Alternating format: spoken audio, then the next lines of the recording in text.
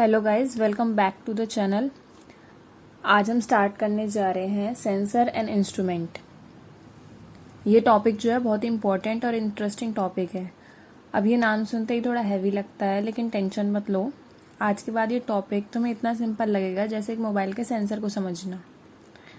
तो शुरू करते हैं। सबसे पहले बात करते हैं हम सेंसर की। थोड़ा की जो हेडिंग है सेंसर एंड इंस्ट्रूमेंट, इसके बारे में थोड़ी एक्सप्लेनेशन ले लेते हैं, उसके बाद हम अपनी यूनिट पे मूव ऑन करेंगे। तो स्टार्ट करते हैं पहले सेंसर से। सेंसर एक ऐसे डिवाइस होता है जो अपने सराउंडिंग में होने वाली चीज़ों को फील करता है, यानी कि सेंस करता है और उन्हें इलेक्ट्रिकल सिग्नल्स में कन्वर्ट कर देता है। मतलब अगर टेम्परेचर बढ़ रहा है, लाइट कम हो रही है या प्रेशर चेंज हो रहा है, सेंसर सब कुछ डिटेक्ट कर सकता है और उसको इलेक्ट्रिकल सिग्नल में कन्वर्ट कर सकता है। अब बात करते हैं इंस्ट्रूमेंट्स की। इंस्ट्रूमेंट्स वो डिवाइस होते हैं जैसे मतलब जो सेंसर से मिलने वाले सिग्नल को प्रोसेस करते हैं। हमने यूज़फुल मतलब उसमें से जो भी सिग्नल मिलते हैं उसमें से यूज़फुल सिग्नल्स को डिटेक्ट करते हैं वो। जैसे रीडिंग या मेजरमेंट हो गया। सिंपल वर्ड्स में कहूँ तो सेंसर डाटा लेता है, इंस्ट्रूमेंट उस डाटा को समझता है। अब हर जगह सेंसर और इंस्ट्रूमेंट का मैजिक छाया हुआ है। एसी अपने आप टेम्परेचर समझता है, कार भी एयर बैग टाइम पे खुल जाते हैं, इवन आपकी जो स्मार्ट वॉचेज है आपकी हार्ट बीट चेक कर सकती है। सब कुछ सेंसर और इंस्ट्रूमेंट के कोऑपरेशन से होता है। तो आज के इस वीडियो में हम डिटेल में समझने वाले हैं सेंसर क्या होता है, कैसे काम करते हैं और different type of sensor and instrument के real life example. So get ready and let's begin our journey into the world of sensors and instrument. तो यूनिट की बात करें तो हम सेंसर एंड इंस्ट्रूमेंट की आज यूनिट 1 पढ़ेंगे, जिसका पहला टॉपिक है हमारा सेंसरी। वैसे सेंसर अभी मैंने आपको समझा भी दिया, बट जो आपको एग्जाम में डेफिनेशन लिख के आनी है उसके बेसिस पे देख लेते हैं।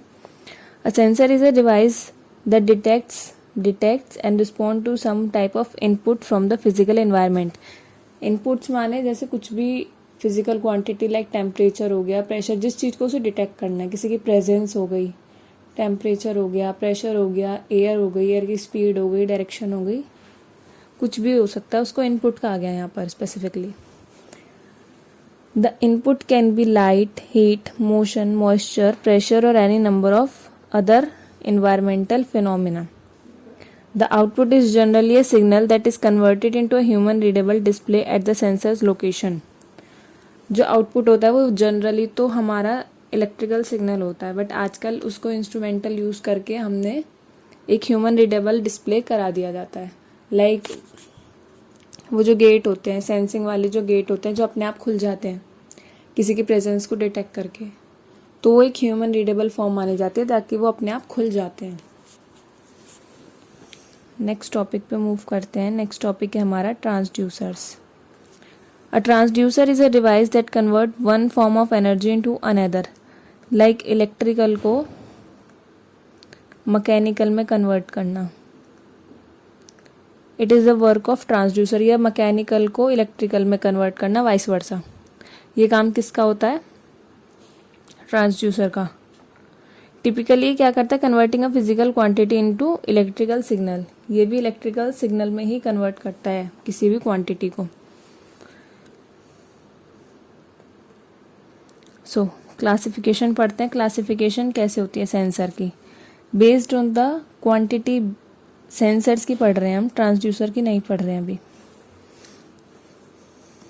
वैसे तो दोनों में ज़्यादा अंतर नहीं है, बट फिर भी क्लासिफिकेशन ऑफ सेंसर। सबसे पहले सेंसर्स की पढ़ते हैं। Based on the quantity being measured. क्या हमें क्वांटिटी उससे निकालनी है? लाइक हमें टेम्परेचर निकालना है, प्रेशर निकालना है, फोर्स निकालना है, क्या हमें डिटेक्ट करवाना है एक सेंसर से? Now active and passive sensors क्या होते हैं? एक्टिव सेंसर आर दो sensor which do not require any external power source for their functionality. यानी कि उनको काम करने के लिए किसी भी एक्सटर्नल सोर्स की ज़रूरत नहीं होती है। वो अपनी पावर खुद ही जनरेट करते हैं और उसी से काम करते हैं। They generate power within themselves to operate and hence called self generating type. उन्हें जितनी भी पावर की रिक्वायरमेंट होती है वो खुद ही अपने आप से ही जनरेट करते हैं और उसी पावर को यूज़ करके अपना काम करते हैं। पैसिव टोटली अपोजिट होते हैं। Passive sensor require external power source for their functioning. उन्हें बाहर से पावर सोर्स दिया जाता है जब वो अपना काम करते हैं। Most of the resistive, inductive and capacitive sensors are passive. ये जितने भी टाइप के सेंसर हैं पैसिव सेंसर होते हैं, यानी कि इन्हें एक एक्सटर्नल पावर सोर्स की ज़रूरत होती है। Now analogue and digital sensor. Analogue sensor converts the physical quantity into analogue signal that is continuous in time. यानी कि एनालॉग क्या करता है, किसी भी जो आपका सिग्नल मिला, वो जो भी आपकी फिजिकल क्वांटिटी होती है उसको एनालॉग सिग्नल्स में, इलेक्ट्रिकल सिग्नल्स में ना करके एनालॉग सिग्नल्स में करता है, ताकि हमारा एक कंटिन्यूअस फंक्शन बने। जैसे कि थर्मोकपल हो गया, आरटीडी, ये हम यूनिट 2 में पढ़ेंगे आगे। यहाँ मैं शायद डिजिटल लिखना भूल गई हूँ। सेम वैसी डेफिनेशन बनेगी, a digital sensor convert the physical quantity into a digital signal, या in the form of pulse कह सकते हो आप। पल्स की फॉर्म में, वेव्स की फॉर्म में उसको कन्वर्ट कर देता है। अब सेंसर्स तो हमने पढ़ा था क्या करता है, सेंसर किसी भी फिजिकल क्वांटिटी को डिटेक्ट करता है और उसको इलेक्ट्रिकल सिग्नल्स में कन्वर्ट करता है। अब इन्वर्स सेंसर क्या करते हैं, वो जो इलेक्ट्रिकल सिग्नल्स हमारे पास आ गए हैं वापस से उसको फिजिकल क्वांटिटी में कन्वर्ट कर देता है। यह लिखा है, also sense the output signal from and get back to the quantity in original form. उस क्वांटिटी को उसके ओरिजिनल फॉर्म में कन्वर्ट कर देना है। ये होता है इन्वर्स सेंसर्स का काम। अब ये क्वेश्चन बनता है, मोस्ट ऑफ द टाइम यही आता है, 7 मार्क क्वेश्चन होता है ये यूनिवर्सिटी में। ये सेक्शन बी में भी आ सकता है, सी में भी, डिपेंड्स। मेजरली आज तक देखा गया है ये सेक्शन बी में ही आया है। Define different category of sensors and the process to select a sensor for any process. किसी भी काम कराने के लिए हमारे सेंसर की क्या क्या कैटेगरी हो सकती हैं और उसको सेलेक्ट कैसे करेंगे। मतलब अगर आप कुछ भी चीज़ लेने जाते हो तो कुछ अपना माइंड सेट करके जाते हो ना कि ऐसी चीज़ लानी है, इतना बजट होना चाहिए, इतना, ये बहुत सारी चीज़ें होती हैं जिसकी हमें तैयारी करनी पड़ती है। तो वही चीज़, अगर कैटेगरी की बात करें तो कैटेगरी में आपको यही सब लिख के आना है, क्लासिफिकेशन वाली चीज़। यहाँ हम बात करते हैं process of selecting a sensor. Selecting वाली बात करते हैं। अगर कैटेगरी, आपको पहले कैटेगरी वाली चीज़ लिखनी है, ऊपर के सारे आप सेंसर्स को डिफाइन करोगे, that is your category of sensors. अब हम बात करते हैं process to select a sensor. When selecting a sensor for particular application, किसी भी काम कराने के लिए जब हम एक सेंसर को सेलेक्ट करते हैं, it is important to consider the following factors. इन गिवन फैक्टर्स को कंसिडर करना बहुत ज़रूरी होता है। सबसे पहला टाइप ऑफ सेंसिंग, माने किस टाइप की हमें सेंसिंग चाहिए। टेम्परेचर को मेज़र करना है, हमें प्रेशर को मेज़र करना है, या अगर आप कोई डोर बना रहे हो तो किसी की प्रेजेंस को मेज़र करना है, अगर आप किसी बल्ब बना रहे हो तो भी किसी की प्रेजेंस को मेज़र करना है। That is the type of sensing, कि क्या चीज़ हमें सेंस करवानी है उस सेंसर से। ऑपरेटिंग प्रिंसिपल, अब उसका प्रिंसिपल जानना बहुत ज़रूरी है कि ये जो हमने सेंसर चूज़ करा है इसका प्रिंसिपल क्या है, इसकी वर्किंग क्या है, किस चीज़ पे काम करता है ये। Now power consumption. Power consumption done by sensor transducer play an important role in defining the total power of system. माने उस सिस्टम में जो आपने बनाया है, जो डिज़ाइन करा है, उसकी टोटल पावर क्या होगी, वो कितनी पावर कंज्यूम करेगा, ये भी बहुत इम्पॉर्टेंट होता है। एक्यूरेसी, के जो भी उसका आउटपुट आएगा वो कितना एक्यूरेट होगा, कितना सही होगा, और टाइमली वर्क करता है या नहीं। जैसे अगर आप कोई बल्ब बना रहे हो, किसी ने एंटर कर लिया पर वो जल रहा है 1 मिनट बाद, तो ये तो बहुत लेट हो जाएगा ना, बहुत डिले हो जाएगा। तो उसको टाइम के साथ कंबाइन कराना भी रिस्पॉन्सिबिलिटी होती है। ना उसकी कॉस्ट, जैसा काम चाहिए वैसी कॉस्ट होनी चाहिए। ऐसा नहीं है कि बहुत ही ज़्यादा कॉस्ट बढ़ा के कॉस्ट दी जा रही है आपको या घटा के दी जा रही है, वो भी गलत होता है। Resolution and range, the smallest value that can be sensed. कितनी छोटी से छोटी वैल्यू वो सेंस कर सकता है, जितनी छोटी से छोटी वैल्यू वो सेंस कर सकता है उतना ही अच्छा सेंसर माना जाता है। सो ये जो गिवन फैक्टर्स हैं ये आपको आपके एग्ज़ाम में लिख कर आने हैं। इसके अलावा अगर कोई आपको फैक्टर मिलता है तो आप वो भी लिख सकते हो। नाउ हम आते हैं ट्रांसड्यूसर पे। सेंसर्स की हमने डेफिनेशन कर ली, उसकी क्लासिफिकेशन कर ली, और process of selecting a sensor. अब हम ट्रांसड्यूसर के ऊपर डेफिनेशन तो पढ़े आए हैं, अब इसकी क्लासिफिकेशन पढ़ते हैं यहाँ पर।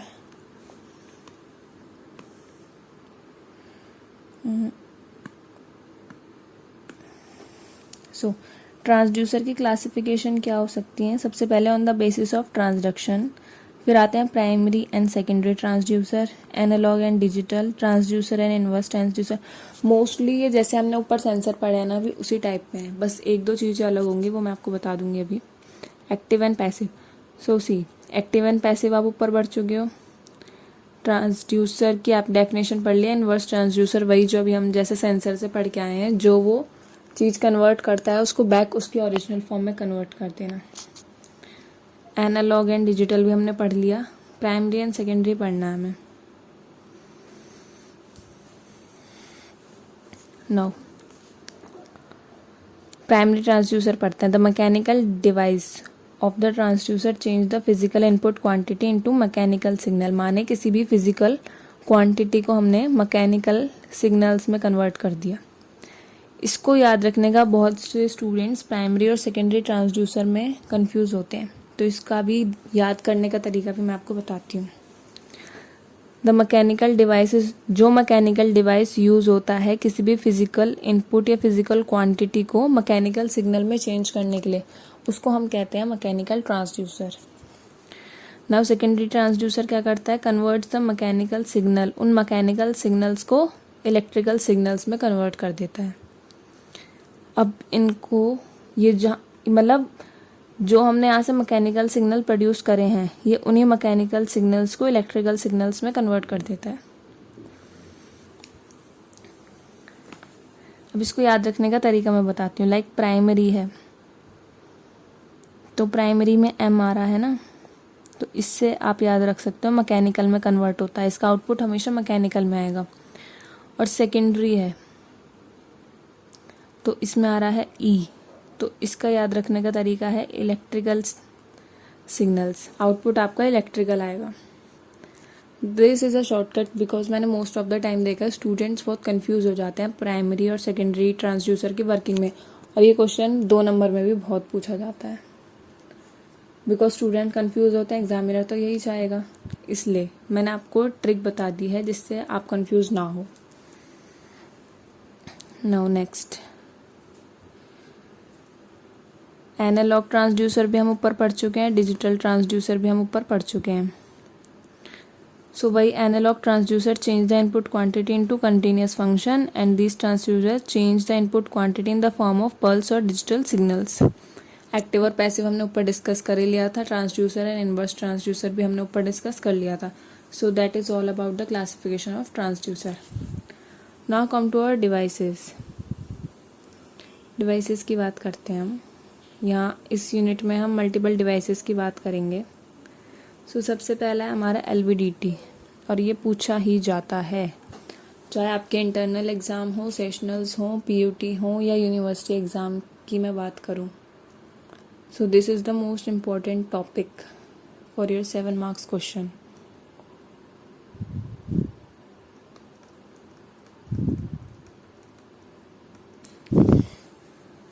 सो LVDT की फुल फॉर्म होती है linear variable differential transformer. It is a type of transducer, ये भी एक ट्रांसड्यूसर ही है, to measure linear displacement, linear displacement को मेज़र करता है by converting mechanical movement into electrical signals.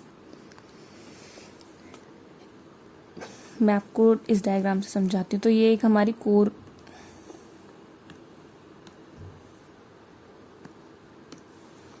ये हमारी एक कोर होती है, या मान लीजिए रॉड होती है, एक रॉड टाइप की मान लेते हैं। तो ये ना ऊपर नीचे होती रहती है, ऊपर नीचे बार बार ऐसे ऐसे ऐसे ऐसे हिलती रहती है, आगे पीछे होती रहती है। तो इससे क्या होता है, हमारा मैकेनिकल मूवमेंट हुई है, आगे पीछे होना, इसका ऊपर नीचे कह लीजिए, आगे पीछे कह लीजिए, इससे हमारी मैकेनिकल मूवमेंट हुई। तो ये मैकेनिकल मूवमेंट जो होती है इसको हम इलेक्ट्रिकल सिग्नल्स में कन्वर्ट कर देते हैं। यही काम होता है LVDT का, ये इस मैकेनिकल मूवमेंट को इलेक्ट्रिकल सिग्नल्स में ट्रांसफॉर्म कर देता है। It works on the principle of mutual induction, mutual induction होता है इसका प्रिंसिपल। सो हम डायग्राम से समझते हैं पहले इसको।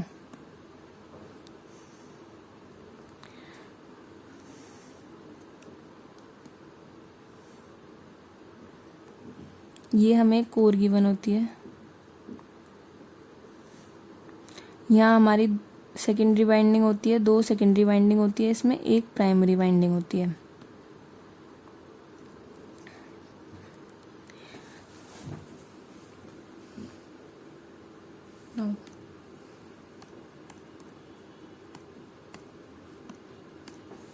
कंस्ट्रक्शन पढ़ लेते हैं इसकी। LVDT is a transformer consisting of 1 primary winding P and 2 secondary winding S1 and S2 mounted on a cylindrical former। Cylindrical यहाँ तो इसमें नहीं दिखाया है, बट इस डायग्राम में अगर आप देखो तो ये सिलेंड्रिकल फॉर्मर है।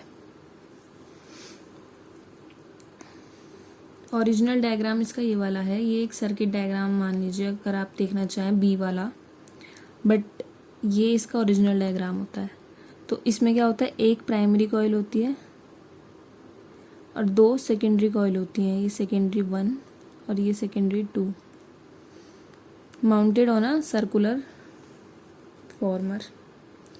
A movable soft iron core is placed inside the former। It is made up of nickel and iron। निकल और आयरन से वो कोर जो हमने रॉड देखी थी वो बनी हुई होती है। Both the secondary winding are connected in series but in the phase opposition। जो दोनों सेकेंडरी वाइंडिंग होती है वो सीरीज में कनेक्टेड होती है। फेज अपोजिशन माने अगर पहली वाइंडिंग में ऐसे चार्ज है तो दूसरी वाइंडिंग में क्या होगा, ऐसे चार्ज होगा, sorry, like this।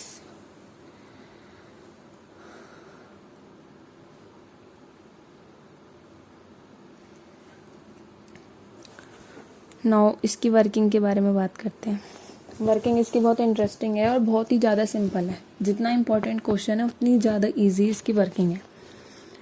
Since the primary winding of LVDT supplied with AC supply, जब हम LVDT को AC सप्लाई देते हैं, it produced an alternating magnetic flux in the core which is linked with the secondary winding। Primary winding में हमने AC supply दिया तो core में क्या होगा, एक ऑल्टरनेटिंग मैग्नेटिक फ्लक्स प्रोड्यूस होगा और वो लिंक किससे हो जाएगा, सेकेंडरी वाइंडिंग से, S1 and S2 to produce EMF। Second,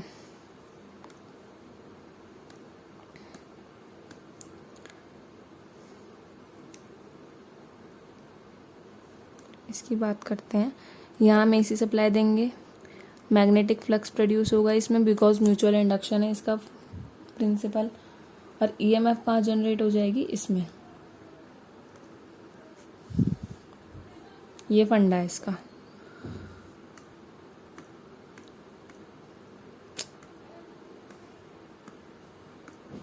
so which is linked with the secondary winding S1 and S2 to produce EMF due to the transformer action। The EMF produced in the secondary winding S1 is ES1। जो भी EMF secondary winding, first वाली secondary winding में produce हुई है उसको हमने name क्या दे दिया, ES1। एंड इन S2 जो भी EMF हमारी सेकेंडरी वाइंडिंग में प्रोड्यूस हुई है उसको हमने नाम दे दिया ES2। The magnitude of ES1 and ES2 depends upon the rate of change of flux। जितना तेजी से फ्लक्स हमारा चेंज होगा उतना ही मैग्नीट्यूड में चेंज आएगा दोनों वाइंडिंग्स की EMF के।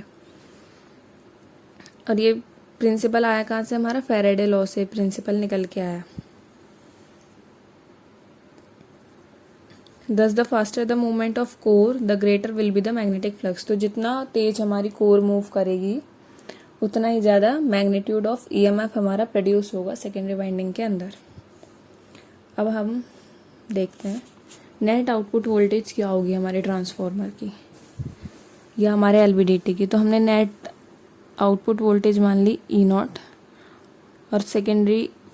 फर्स्ट सेकेंडरी वाइंडिंग की ES1 ले रहे थे, सेकेंड की ES2। Now core at centre, अगर हमारी जो कोर है वो सेंटर पे है तो ES1 और ES2 बराबर होंगे and hence net output voltage is 0।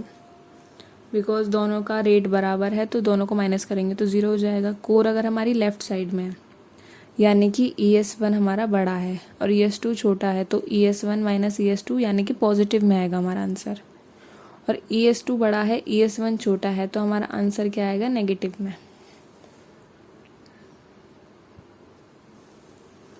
Now advantage और डिसएडवांटेज पढ़ लेते हैं इसकी।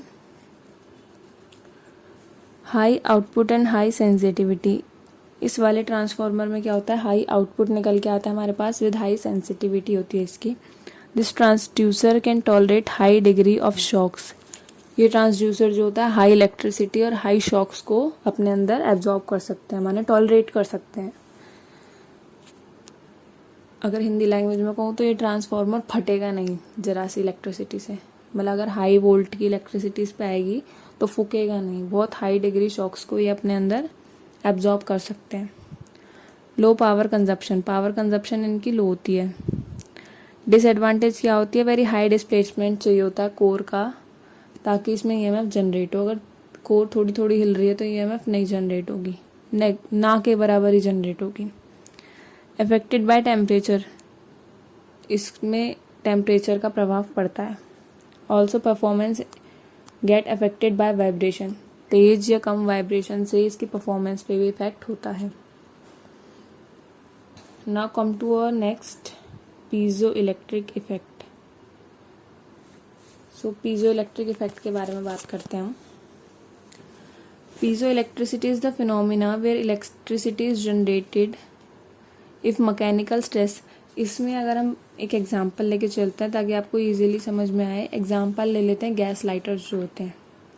उसमें हम क्या करते हैं? पीछे से मैकेनिकल फोर्स लगाते हैं और आगे से हमारा इलेक्ट्रिक या फायर कह लीजिए, फायर जनरेट होती है। बट अगर आप लाइटर को कभी देखोगे तो आगे एक इलेक्ट्रिक शॉक सा निकलता है जिससे फायर जनरेट होती है। सो that is the piezo electric effect.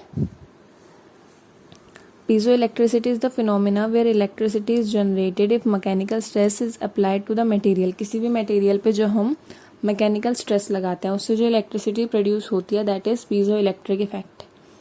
जब आप पीछे से उसको ट्रिगर करते हो गैस लाइटर को, तो आगे एक इलेक्ट्रिक वही तो जनरेट होता है। सो that is the piezo electricity. उसका फिनोमिना ही यही होता है, गैस लाइटर का प्रिंसिपल ही यही होता है, piezo electric effect. The piezoelectricity produced is proportional to the stress given to the substrate of the strong piezoelectric crystal। जितना ज़्यादा आप उस पर फोर्स लगाओगे उतनी ज़्यादा इलेक्ट्रिसिटी प्रोड्यूस होगी। इनिशियली अ पीजोइलेक्ट्रिक क्रिस्टल, जो पीजोइलेक्ट्रिक क्रिस्टल होता है उसमें चार्ज क्या होता है? इक्वली बैलेंस होते हैं। डायग्राम, हम एक सिंपल सा डायग्राम लेके चलते हैं लाइक दिस। ये बीच में हमारा पीजो इलेक्ट्रिक क्रिस्टल रखा है।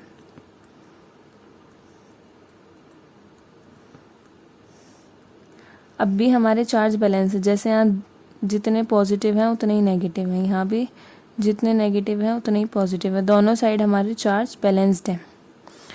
सो नेट हमारे पास अभी कुछ भी नहीं है। Charges are equally balanced, the effect of charges cancel out each other. So जो चार्ज का इफेक्ट है वो एक दूसरे को कैंसल आउट कर दे रहा है। When the crystal is squeezed, जब हम इसको स्क्वीज करेंगे, the charge of crystal become unbalanced which make net positive and negative charge appear on the opposite faces at the crystal। जब इसको स्क्वीज करेंगे या कह लीजिए इस पे फोर्स लगाएंगे तो क्या होगा? बोथ एंड्स पे पॉजिटिव और नेगेटिव आ जाएंगे, माने एक साइड सारे पॉजिटिव आ जाएंगे और एक साइड सारे नेगेटिव आ जाएंगे। ये चीज़ होगी, अनबैलेंसिंग हो जाएगी। जब हम इस पे फोर्स लगाएंगे तो चार्ज जो होंगे एक फेस पे तो सारे पॉजिटिव पॉजिटिव चार्ज आ जाएंगे, एक फेस पे सारे negative negative charge. Therefore by squeezing the crystal voltage is produce across the opposite face. तो अपोजिट फेस पे जो होगी हमारी वोल्टेज प्रोड्यूस होगी and this is known as the piezo electricity. Example हो गया हमारा गैस लाइटर जो मैंने आपको बताया था। जब आप उसको पीछे से ट्रिगर करोगे तो वो आगे हमारी इलेक्ट्रिसिटी प्रोड्यूस करेगा जिससे कि फायर जनरेट होती है। अब बात करते हैं इसकी डेरिवेशन की। तो डेरिवेशन हम करते हैं इसकी। सो अगर हमें पीजो इलेक्ट्रिक की डेफिनेशन करनी है तो सबसे पहले हम क्या देखेंगे, मतलब हमें पता होना चाहिए कि हम लिखते हैं del Q is directly proportional to F, यानी कि चार्ज जो होता है हमारा डायरेक्टली प्रोपोर्शनल होता है फोर्स के। सो इसी को लिख सकते हैं del Q is equals to D into F. यहाँ डी क्या है, चार्ज सेंसिटिविटी कह सकते हैं। क्यू कह लीजिए फाई, वैसे फाई कहा जाता है बट क्यू कहना भी गलत नहीं है, तो हम फाई से ही सीखते हैं इसको, बिकॉज बहुत सारे एग्जामिनर ने इस चीज़ पे मार्क्स काट लेते हैं। सो हम फाई से लिखते हैं। फाई क्या हो गया यहाँ पर, चार्ज। डी हो गया हमारा चार्ज की sensitivity, and F is our force. So ये रिलेशनशिप तो स्टूडेंट्स को पता ही होता है, 12th की फिज़िक्स में हम ये पढ़ते हैं, और बहुत ही सारे न्यूमेरिकल होते हैं इस पे, तो ये फॉर्मूला तो मेरे को लगता है आप सबको पता ही होगा। तो जो फोर्स हमारी थिकनेस पे चेंज करता है, फोर्स कॉजेस, बिकॉज हम जब उस पर फोर्स लगाएंगे, उसको ट्रिगर करेंगे, तो थिकनेस या पे तो चेंज हो गई ना उसकी। Force causes change in thickness, तो एफ हो जाएगा epsilon A del T upon T. यहाँ पर ई क्या है, Young's modulus. A is the area, T is the thickness and F is the force. तो ई क्या होता है हमारा, यंग्स मॉडुलस क्या होता है, stress upon strain. I think ये फॉर्मूला भी आपको पता ही होगा, 12th बोर्ड में पढ़ाया जाता है। अब यहाँ से अगर हम अपने इसको हम फर्स्ट मान लेते हैं, इसको सेकंड मान लेते हैं। सेकंड में से देखिए तो हम ई की वैल्यू निकालना चाहें तो ई की वैल्यू क्या मिलेगी हमें, ई की वैल्यू मिलेगी, ये तो ऊपर मल्टीप्लाई में चला जाएगा और ये दोनों चीज़ें हमारी डिनोमिनेटर में चली जाएंगी। सो लिखते हैं इसको F into T A into del T, ये आ जाएगी हमारी ई की वैल्यू। अब इसको हम पुट करेंगे, पुट इनटू इक्वेशन 1। इक्वेशन इसको थोड़ा छोटा कर लेते हैं। इक्वेशन 1 में इसको हम पुट करेंगे तो फाई क्या हो जाएगा हमारा, डी इंटू, पहले तो एफ की वैल्यू पुट कर देते हैं, E into A into del T by T. This is the value of our charge. ये आ गई हमारी चार्ज की वैल्यू। नाउ अब हम निकालेंगे इलेक्ट्रिक फील्ड क्या होती है। इलेक्ट्रिक फील्ड ईपी होती है, सॉरी मैं लिखने लग गई,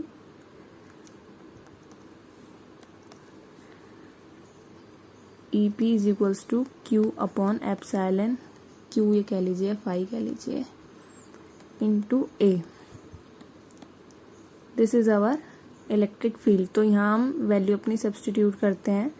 EP हो जाएगी, चार्ज की वैल्यू डाल देंगे, D into epsilon into A into del T by T, upon में आ जाएगा एप्सिलॉन इंटू ए से हमारा ए कैंसिल आउट हो जाएगा, तो EP की वैल्यू आएगी D into E upon epsilon into del T upon T. तो जो हमारा फाइनल एक्सप्रेशन इससे बन के आएगा, डेल टी और टी को हम लिख सकते हैं, P लिख सकते हैं प्रेशर। सो जो फाइनल एक्सप्रेशन आ जाएगा हमारा वो आ जाएगा EP is equals to G into P into T. और यहाँ G हमने किसको डिनोट करा है, G हो गया हमारा D E upon epsilon, sorry this. So this is the derivation. अगर 7 मार्क्स में आपसे पीजो इलेक्ट्रिसिटी पूछी जाए तो आपको पहले तो उसकी डेफिनेशन लिख के आना है। चाहो तो जो मैंने छोटा सा डायग्राम बना के दिखाया था वो भी आप लिख सकते हो, प्लस ये डेरिवेशन लिख कर आनी है अगर 7 मार्क्स में आता है तो।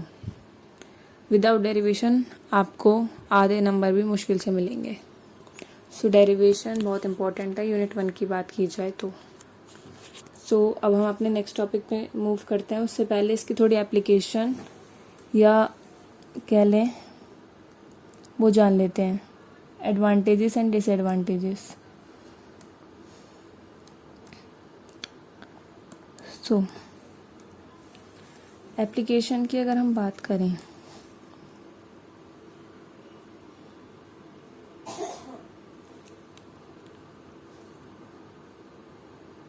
वेट,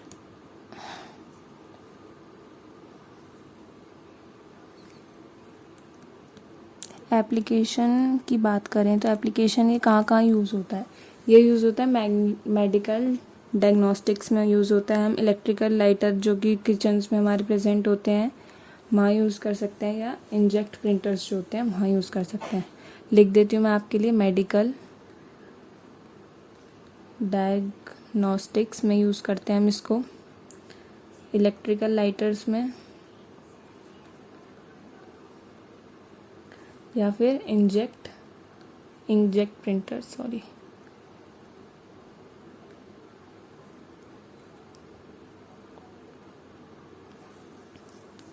एडवांटेजेस जो होंगी इसकी वो होंगी, no need of external EMF. कोई एक्सटर्नल ईएमएफ तो हम इसको दे नहीं रहे, या पावर तो दे नहीं रहे, अपनी इलेक्ट्रिसिटी खुद ही प्रोड्यूस कर लेती है मैकेनिकल फोर्स से।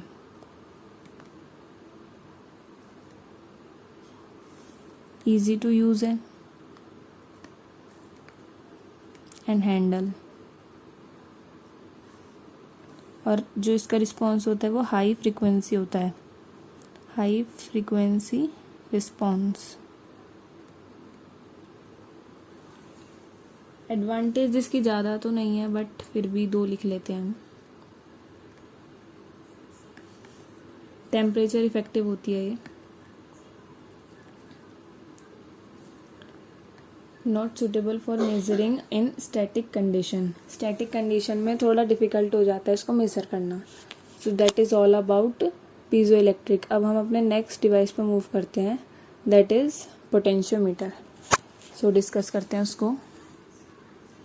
सो बात करते हैं अब हम अपने पोटेंशियोमीटर की। पोटेंशियोमीटर की यहाँ पर हम कंस्ट्रक्शन समझेंगे, वर्किंग समझेंगे और इसकी डेरिवेशन देखेंगे। और जैसे जैसे मैंने यहाँ पर लिखा है वैसे ही आपको अपने यूनिवर्सिटी एग्ज़ाम में भी लिख कर आना है। सो इट्स अ रिक्वेस्ट, आप अपने नोट्स साथ के साथ प्रिपेयर करते चलें। और अगर आपको नोट्स चाहिए तो प्लीज़ मेरे को कमेंट करके बताइए, मैं इसी वीडियो के साथ इस यूनिट के जो भी नोट्स हैं अपने हैंड रिटन नोट्स को अटैच कर दूँगी। सो स्टार्ट करते हैं। Potentiometer, the potentiometer is an electrical transducer और sensor and it is of resistive type. ये इलेक्ट्रिकल ट्रांसड्यूसर है, हम कह सकते हैं सेंसर है, जो कि रेजिस्टिव टाइप का है, because it works on the principle of change of resistance of wire to its length. यानी कि किस प्रिंसिपल पे काम करता है, जैसे जैसे वायर की लेंथ चेंज होगी उसके रेजिस्टेंस भी चेंज होएगा। सो ये उसी की वर्किंग पे बेस्ड है। The resistance of wire is directly proportional to its length. जो भी वायर का रेजिस्टेंस होता है वो डायरेक्टली प्रोपोर्शनल होता है उसकी लेंथ के। क्या फॉर्मूला होता है, R is equals to rho L by A. So यहाँ से हमारा रिलेशन आता है, resistance is directly proportional to its length. यानी कि जैसे जैसे लेंथ हम बढ़ाएंगे किसी भी वायर की, उसका रेजिस्टेंस बढ़ेगा। Now construction, the given circuit consist of potentiometer and a voltage source. ये जो गिवन सर्किट है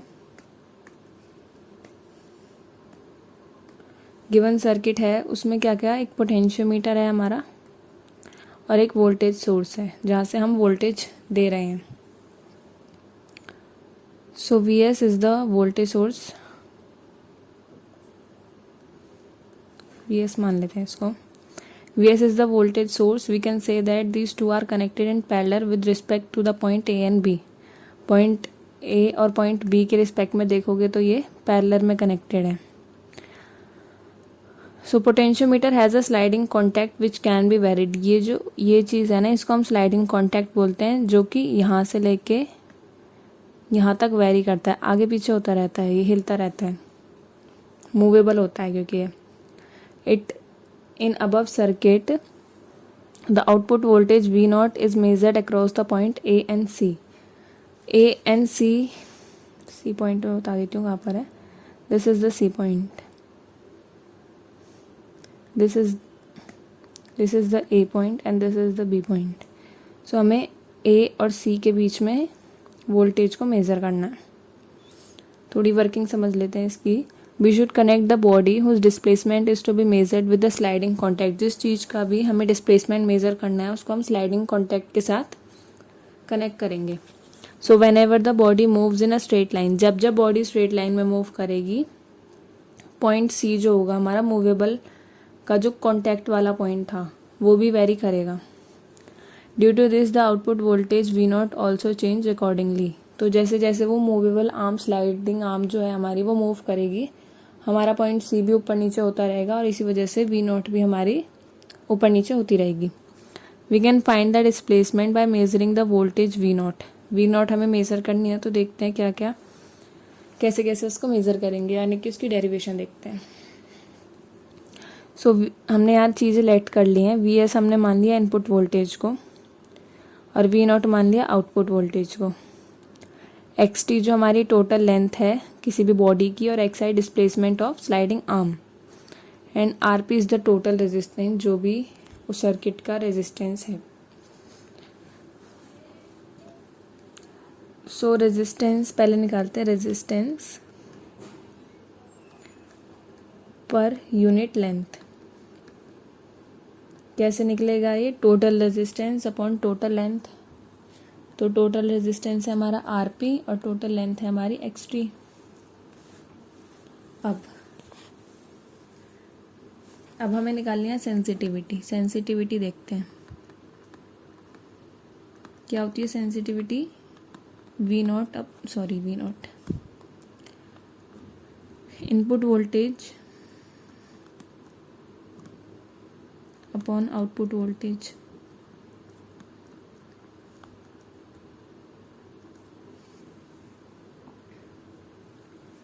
और इनपुट वोल्टेज और आउटपुट वोल्टेज कैसे निकलेगी? जो रेजिस्टेंस है हमारा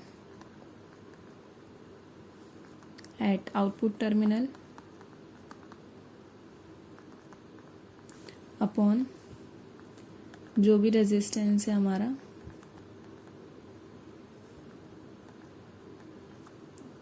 इनपुट टर्मिनल पे. ऐसे हमारी निकलेगी. अब यहाँ से मैंने उल्टा लिख दिया. आउटपुट अपॉन इनपुट होगा ना. Output voltage upon input voltage. So यहाँ से अगर इसको सिंबॉलिक उसमें लिख लें हम, तो ये लिखा जाएगा V nought upon V S, because output थी हमारी वी नॉट और इनपुट वाली थी V S, is equals to resistance at output terminal. Resistance at output terminal कैसे निकाल लेंगे? Total resistance upon total length into जो भी हमारा डिस्प्लेसमेंट होगा स्लाइडिंग आर्म का, वो हो जाएगा हमारा रेजिस्टेंस एट आउटपुट टर्मिनल. और रेजिस्टेंस एंड इनपुट टर्मिनल क्या था हमारा? जो भी टोटल रेजिस्टेंस था, दैट इज आर पी. अब यहाँ से भी आउटपुट निकालते हैं, तो ये हो जाएगा R P upon X T into X I upon R P into V S. ऐसे लिखेंगे हम. आर पी से आर पी कैंसिल आउट हो जाएगा, तो वी नॉट हो जाएगा X I upon X T into B S. So this is the output voltage. Output voltage क्या होगी? इनपुट वोल्टेज से X I upon X T times ज़्यादा. अब सेंसिटिविटी की बात करें तो वो हो जाएगी हमारी output upon input, that is V nought upon V S is equals to X I upon X T.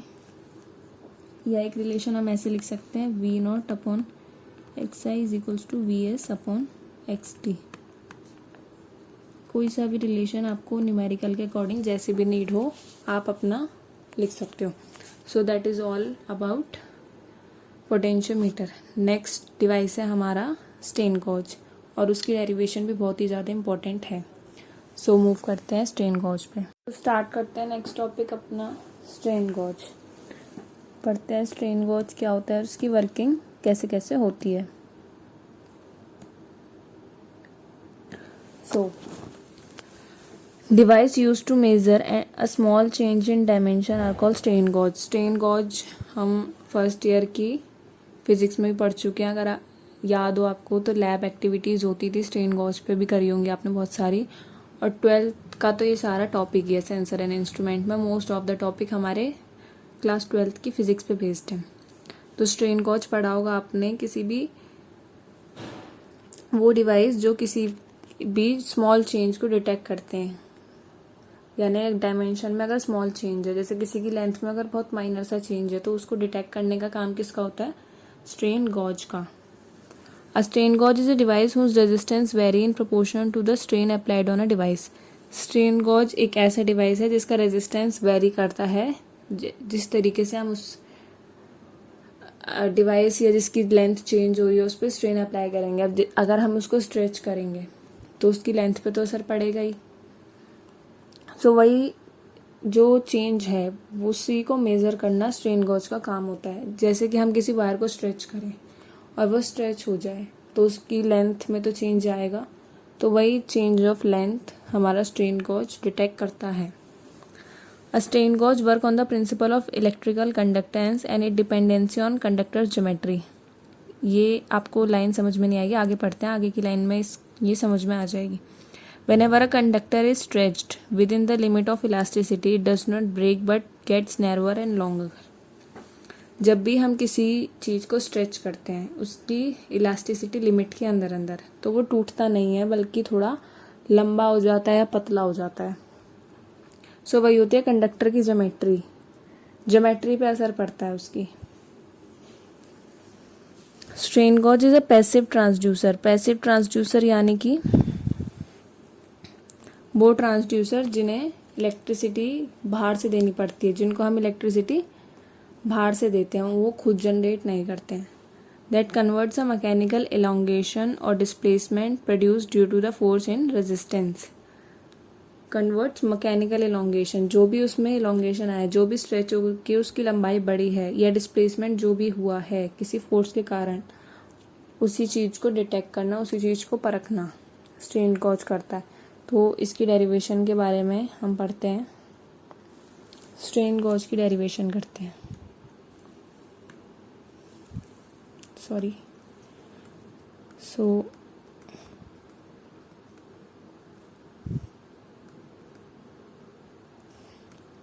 यहाँ से स्टार्ट करते हैं हम।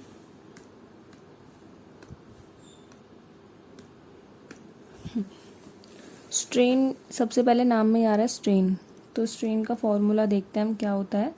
Change in dimension upon original dimension, जो भी हमारी लंबाई में चेंज आया है, लंबाई या मोटाई कुछ भी कह लें, अपॉन जो उसकी ओरिजिनल डायमेंशन थी।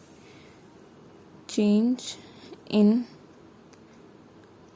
Dimension upon original dimension,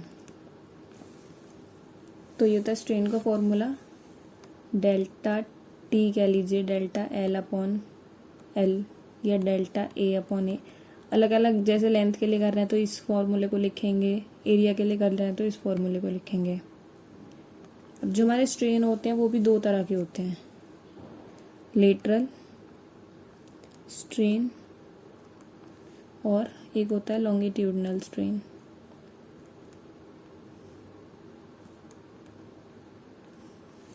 lateral यानी कि जो भी चेंज हमारा एरिया में आ रहा है, यहाँ देखिए ए आ रहा है ना, तो जो भी चेंज हमारा एरिया में आ रहा है वो होता है लेटरल। और लॉन्गिट्यूडनल माने लंबाई, लॉन्गिट्यूडनल माने लंबाई, नाम में आ रहा है लॉन्ग माने लंबाई, तो लेंथ में जो भी चेंज आ रहा है। Change in area upon original area, change in length upon total length, original length. Now resistance का फॉर्मूला क्या होता है, R is equals to rho L by A. So इसी फॉर्मूले का यूज़ करके हमारी पूरी डेरिवेशन डिराइव होगी। अब हमें क्या करना है, D R by D S निकालना है, माने कि इसको बार बार से डिफ्रेंशिएट करना है। डिफ्रेंशिएट कैसे करेंगे, एक बार इसको एज इट इज रख देंगे, sorry wait, rho L by A होता है ना, तो क्या करेंगे, सबसे पहले रो को डेरिवेट करेंगे। कैसे, इसको एज इट इज रखेंगे, इसका डेरिवेशन कर देंगे। फिर लेंथ को करेंगे, लेंथ को कैसे करेंगे, इसको एज इट इज रखेंगे, लेंथ का डेरिवेशन कर देंगे। एरिया का कैसे करेंगे, रो एल को एज इट इज रखेंगे, इसको इसका डेरिवेशन कर देंगे। सो करके दिखाती हूँ मैं, डोंट वरी। सो सबसे पहले क्या होगा, हमें D R by D S निकालना है। तो सबसे पहले करेंगे हम डी, रो आर की जगह क्या रख देंगे, पूरा ये चीज़ उठा के रो एल बाय ए। अब इसको डिराइव करना है हमें, कैसे डिराइव करेंगे, सबसे पहले हम लेंथ के लिए करते हैं। तो रो और ए एज इट इज़ आ जाएंगे हमारे, रो ए एज इट इज़, ये क्या हो जाएगा, D L by D S. अब करते हैं एरिया के लिए। एरिया के लिए कैसे होगा, एरिया के लिए देखिए, एरिया जाएगा रो एल बाय ए है ना, तो ये हो जाएगा rho L A minus one. अब ए माइनस वन का हमें डेरिवेशन करना है, कैसे होगा, पावर आगे, पावर में से एक कम, तो हो जाएगा माइनस वन ए, पावर में से एक कम माइनस वन हो जाएगा माइनस टू, तो ये हो जाएगा माइनस टू। तो उसके लिए हमें रो और एल को तो एज इट इज रखना है, रो एल को एज इट इज रखना है, और यहाँ कर देंगे हम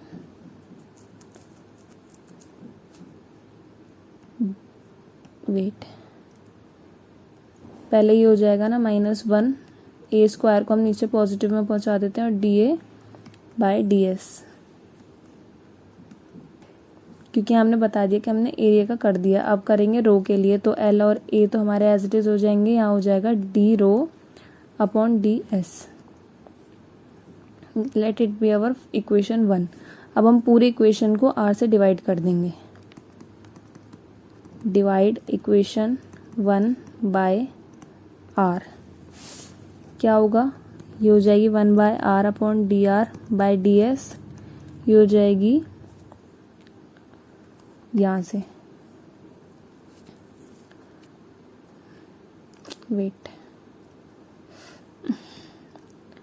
रो A R D L D S plus rho L upon R, minus को हम एक्सा करते हैं, बाहर कॉमन ले लेते हैं, माइनस यहाँ पर, यहाँ ए स्क्वायर आ जाएगा, D A by D S plus L A R D rho by D S. Now अब हम इसमें इस आर की वैल्यू पुट कर देते हैं, पुटिंग द वैल्यू आर, तो क्या होगा 1 अपॉन आर, इसको तो एज इट इज़ ही रखते हैं बिकॉज इस हाथ पे तो हमें कुछ चेंजेस करने नहीं है। यहाँ पर लिखते हैं ए के साथ हम लिख देंगे आर की value rho L by A D L by D S minus rho L, R की वैल्यू डालते हैं rho L upon A into A square D A by D S plus L upon A rho L by A D rho by D S. So this is the equation. अब आप देखो, रो से रो cancel, A से A cancel, यहाँ पर भी same, इससे ये कैंसिल, एक पावर से एक पावर कैंसिल, ए से ए कैंसिल, एल से एल कैंसिल। तो हमारी इक्वेशन आएगी कुछ इस तरीके से, 1 upon R D R by D S is equals to 1 upon L D L by D S minus 1 upon A D A by D S plus 1 upon rho D rho by D S. Now अब हमारा ये जो ए है इसके लिए हम एक value derive करते हैं, replacing the value of A in terms of, किसकी टर्म्स में, डायमीटर। तो ए होता है हमारा, डायमीटर हमें सर्कल में मिलता है तो ए होता है हमारा पाई आर स्क्वायर। तो आर स्क्वायर को क्या लिख सकते हैं हम, डी अपॉन 2 का स्क्वायर, तो वैल्यू हो जाएगी पाई डी स्क्वायर बाय 4। नाउ अब अगर हम D A by D S कर दें तो वैल्यू क्या आएगी,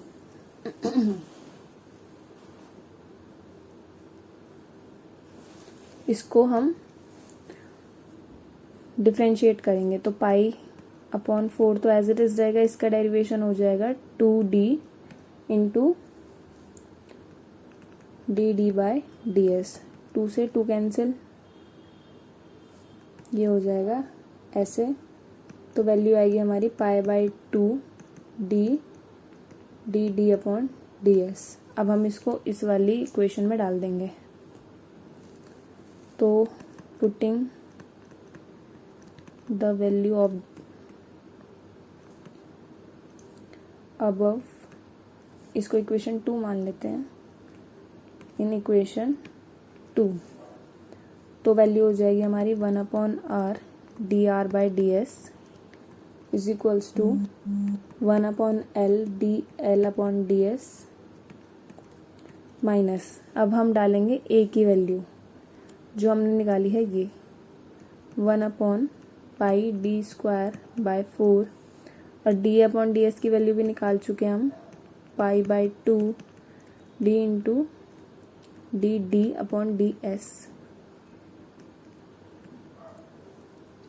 ऐसे, plus 1 upon rho D rho by D S. अब हम इसको आगे सॉल्व करेंगे। सो इस 2 से आप देखो ये 2 कट गया, एक डी से एक डी कट गया, पाई से पाई कट गया, तो हमारी वैल्यू आएगी 1 upon R D R upon D S is equals to 1 upon L D L upon D S minus 2 upon D D D upon D S plus 1 upon rho D rho by D S. ये हमारी equation निकल कर आई है।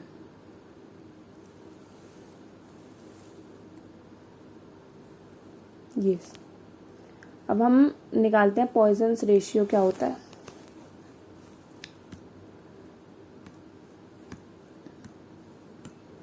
I am 100% sure most of the students भूल गए होंगे poisons ratio का formula. मैं बता देती हूँ आपको, पॉइजन्स रेशियो होता है lateral strain upon longitudinal strain, जो कि हम कह सकते हैं minus D D upon D upon plus का डी एल बाय एल। ऐसा क्यों, ये मैं बताती हूँ कि ये नेगेटिव में और ये पॉजिटिव में। लाइक सपोज ये हमारा एक वायर है जिसका डायमीटर है डी और इसकी लेंथ है एल। अगर हम इसको स्ट्रेच करते हैं दोनों एंड से तो क्या होगा, लेंथ तो इसकी बढ़ती जाएगी, तो लेंथ तो बढ़ती जाएगी, और जो डायमीटर होगा ये पतला होता चला जाएगा ना, तो डायमीटर जो होगा वो इसका घटता जाएगा। तो इसलिए डायमीटर जो है वो नेगेटिव में लिया जाता है और लेंथ जो है वो पॉजिटिव में ली जाती है। अब इसको डिनोट कैसे करते हैं हम, म्यू से, mu is equals to del D by D upon del L by L. So यहाँ से डेल डी बाई डी की वैल्यू निकाल लेते हैं हम, क्या आएगी, माइनस का nu D L upon L, यही वैल्यू आएगी। अगर आप ऊपर से देखो ये जो हमने न्यू का फॉर्मूला लिखा है ये वाला, यहाँ से यही वैल्यू आएगी। So del D by del, अब इस इक्वेशन में देखो डेल डी अपॉन डी, ये वैल्यू हमें मिल रही है, तो हम इसको उठाकर इसमें रख देंगे। कैसे रखेंगे देखते हैं। रख, एक सेकेंड। सो वैल्यू कुछ इस तरीके से रखी जाएगी, 1/L D L upon D S minus 2 और डी एस तो हमारे एज इट इज़ बाहर की तरफ आ जाएंगे, और यहाँ हम लिख देंगे minus nu D L upon L plus 1 rho D rho upon D S. Now अब इस इक्वेशन पे फोकस करना है बस हमें। सो 1/r, ये माइनस और ये माइनस हो जाएगा हमारा plus D R upon D S is equals to 1/L D L upon D S plus 2 nu D L upon L, यहाँ हो जाएगा D S plus 1 rho D rho by D S. Now अब आप देखो यहाँ D L upon L और यहाँ D L upon L common है, तो हम इसको पूरे में से कॉमन ले लेते हैं। 1/r D R upon D S पूरे में से कॉमन लेंगे, डी एस को भी हम ले सकते हैं, यहाँ डी एस भी कॉमन है ना, तो ये हो जाएगा 1/L D L upon D S 1 plus 2 new, यहाँ से 1 बचेगा, यहाँ से 2 न्यू बचेगा, प्लस ये पूरी as it is value D rho by D S. Now अब ये जो वैल्यू है इसको हम लिख सकते हैं del R upon change in resistance upon original resistance, और इसको लिख सकते हैं change in length upon original length plus 1 plus 2 nu, और इसको लिख सकते हैं del rho upon rho change in resistivity upon original resistivity. अब बोथ साइड अगर हम डेल डिवाइड कर दें both side by del L by L, तो क्या होगा, ये वैल्यू मिल जाएगी हमें del L by L is equals to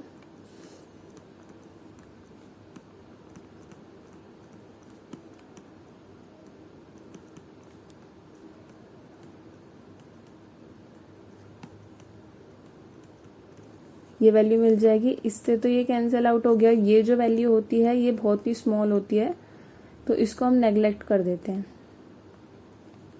है ना। इसको लिख सकते हैं हम G F is equals to 1 plus 2 nu. तो जो हमारा स्ट्रेन गॉज का फॉर्मूला निकल के आया है वो है हमारा ये। So that is all about strain gauge. यही डिवाइस थे हमारे जो हमें इस यूनिट में पढ़ने थे। तो इस यूनिट में हमने क्या करा, सबसे पहले हमने समझा सेंसर्स के बारे में, फिर हमने समझा ट्रांसड्यूसर के बारे में, फिर उनकी क्लासिफिकेशन देखी, फिर हमने डिफरेंट डिवाइसेस पढ़े like LVDT, potentiometer, piezo electricity, और अब स्ट्रेन गॉज पढ़ा। सो ये था हमारा आज का वीडियो सेंसर एंड इंस्ट्रूमेंट्स पर। अब आई होप कि आपके कॉन्सेप्ट जो है वो क्लियर हो गए होंगे। सेंसर सिर्फ एक छोटा सा डिवाइस नहीं बल्कि वो आँख, कान, दिमाग है जो हमारे मॉडर्न मशीन्स का मतलब मशीन्स में रिक्वायर्ड होता है हमें, चाहे बात तो मोबाइल फ़ोन्स की, स्क्रीन की, रोटेशन की, कार की, एयरबैग्स की या स्मार्ट वॉचेस जो भी हैं, हर चीज़ में यही यूज़फुल होता है। अगर वीडियो अच्छा लगे हो तो एक लाइक ज़रूर कर देना, कमेंट करके बताओ नेक्स्ट टॉपिक कौन सा चाहते हो, और यस अगर आपको हैंड रिटन नोट्स की PDF चाहिए तो प्लीज़ कमेंट करके बताना, I will attach it with the video. और चैनल को सब्सक्राइब करना ताकि ऐसे इंटरेस्टिंग कॉन्सेप्ट मिस ना हो। मिलते हैं नेक्स्ट वीडियो में, तब तक के लिए keep learning, keep safe, thank you.